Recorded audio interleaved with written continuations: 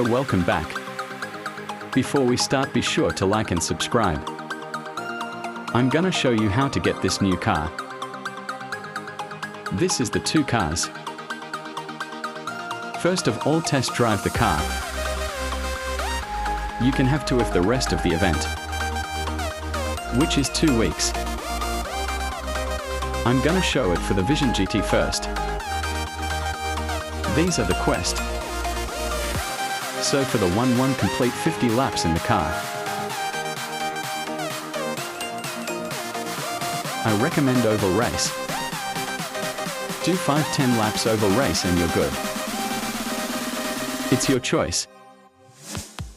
But for me the oval race is the best. The second one is drive 400 miles. You can get miles by racing also.